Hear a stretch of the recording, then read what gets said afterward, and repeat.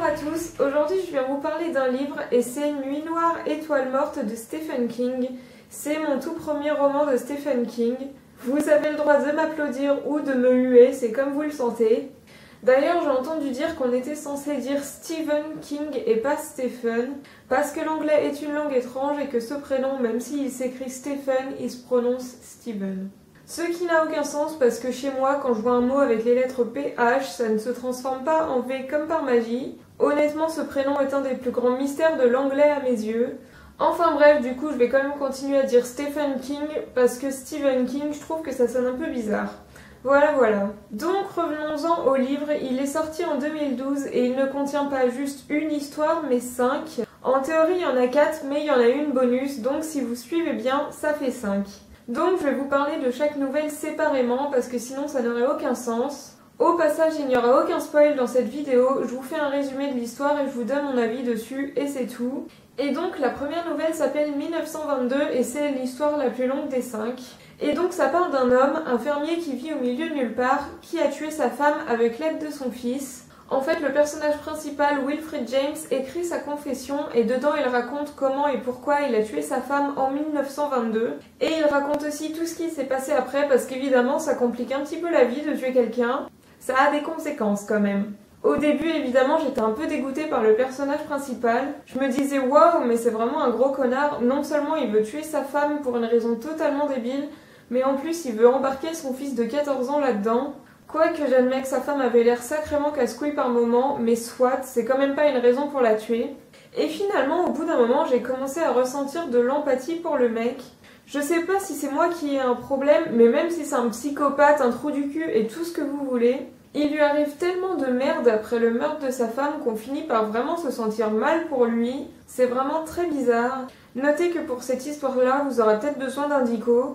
En fait, je suis tombée sur des mots que j'avais jamais vus avant. Je suppose que c'est du vieux français pour coller à la période où l'histoire est censée se dérouler et tout ça. Cela dit, en général, on arrive quand même à comprendre ce que ça veut dire grâce au contexte, mais je vous préviens quand même qu'il y a quelques mots bizarres. Ensuite, on va passer à la seconde nouvelle qui s'appelle Grand Chauffeur. Ça raconte l'histoire de Tess qui est auteure de livres policiers qui s'adressent à un public plutôt âgé et elle se rend à une conférence dans une bibliothèque. Sur le chemin du retour, elle a un petit accident de voiture et il y a un homme qui vient l'aider et en fait le mec est pas du tout là pour l'aider, il la viole et il la laisse pour morte et donc la nana va décider de se venger elle-même. Honnêtement, j'ai adoré cette nouvelle-là, je pense même que c'est ma préférée des 5.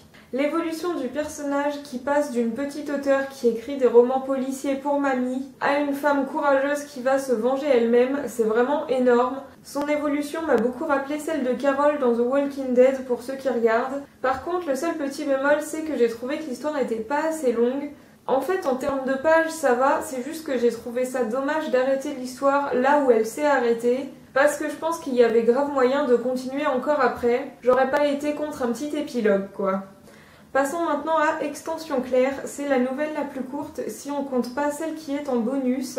Ça parle d'un homme qui a le cancer et qui va faire un pacte avec le diable pour guérir et avoir une vie plus longue. Mais évidemment il y a une contrepartie puisqu'il doit reporter son malheur sur quelqu'un qu'il déteste. Alors évidemment je vais pas vous dire quelle est la personne que le type a choisi sinon ça spoil toute l'histoire, mais c'est un choix assez surprenant même si au fond une part de moi le comprend un peu. C'est vraiment pas juste mais je me dis que j'aurais peut-être fait le même choix que lui si j'avais été dans sa position. Après j'ai aussi ressenti de l'empathie pour la personne qui subit la malédiction, parce que ça touche pas uniquement cette personne mais son entourage aussi et pour le coup ils ont rien demandé les pauvres. Et en même temps la situation m'a fait beaucoup rire. Vous allez me prendre pour une grosse psychopathe, mais en fait, il lui arrive tellement de merde que ça devient comique au bout d'un moment. On se demande vraiment quand ça va s'arrêter, et quand on pense que ça peut pas être pire, et ben en fait si. Au final, avec tout ça, je savais plus trop quoi penser, ni de quel côté en ranger. Je me doute que c'était un petit peu le but, ou alors ça veut dire que c'est moi qui ai un gros souci dans ma tête. La quatrième nouvelle dans ce bouquin était Bon Ménage. Ça raconte l'histoire d'une femme qui découvre par hasard que son mari, avec lequel elle vit depuis 20 ans, est en fait un serial killer. Honnêtement, cette nouvelle-là m'a foutu dans un état quand je l'ai lue. J'étais en train de m'énerver toute seule contre le bouquin, parce qu'en fait, les raisons pour lesquelles le type a tué toutes ces femmes, en fait, c'est de la misogynie pure et simple, et ça m'a carrément rappelé l'histoire d'Elliot Rodger. Je sais pas si vous connaissez l'histoire, mais Elliot Rodger, c'est un taré qui a tué plein de monde dans sa fac. et surtout des femmes parce qu'elles avaient osé le rejeter ou ne pas s'intéresser à lui. Et les hommes qu'il a tués, c'est parce qu'eux avaient osé sortir avec de jolies filles et il estimait qu'ils les méritaient pas. C'est une histoire vraie ce que je vous raconte là. Si vous n'êtes pas du tout au courant, en barre d'infos, je vous mets un lien du site Mademoiselle qui parle de cette affaire et qui explique tout très bien. Bref, le rapport entre les deux, c'est qu'Elliot Rodger était un tueur psychopathe misogyne et que le mec de l'histoire est un tueur psychopathe misogyne. En plus, il donne des super excuses pour ses meurtres, telles que elles portent des jupes trop courtes et laissent voir exprès leurs bretelles de soutien-gorge. Elles aguichent les hommes. Voilà, et il y en a d'autres des comme ça. Du coup, avec tout ça, cette nouvelle était en train de titiller la part féministe en moi et j'étais en train de m'énerver toute seule en la lisant. Je crois que j'ai insulté ce personnage de tous les noms. Mais en fait, je sais que c'est ça qui fait que cette nouvelle est géniale, parce qu'on peut pas dire que j'ai rien ressenti en la lisant, et c'est ça qui compte au final. Ensuite, il y a la postface où Monsieur King parle de sa façon d'écrire et du pourquoi il a écrit ces 4 nouvelles. Et enfin, il y a une mini-nouvelle bonus, elle fait 20 pages, et donc je suppose qu'ils l'ont mis là parce que ça aurait été con de publier un livre de 20 pages. Franchement, pour celle-là, je peux pas vous faire de résumé pour vous situer l'histoire, parce que c'est tellement court qu'en fait c'est impossible à résumer sans spoiler. Celle-là, je l'ai un chouïa moins aimée que les autres parce qu'en fait elle est trop courte justement. J'aurais beaucoup aimé savoir ce qu'il se passe après, je suis persuadée qu'il aurait pu avoir des trucs intéressants. Il y avait vraiment du potentiel pour faire une histoire un peu plus longue et c'est dommage de s'être arrêté en si bon chemin. Donc cette nouvelle-là m'a un petit peu frustrée. En tout cas, j'ai adoré ce livre. Si vous aussi vous êtes un extraterrestre et que vous avez jamais lu de Stephen King, je pense que c'est un bon livre pour commencer. Le fait d'avoir plusieurs histoires permet de cerner la personnalité et l'univers de l'auteur, je trouve.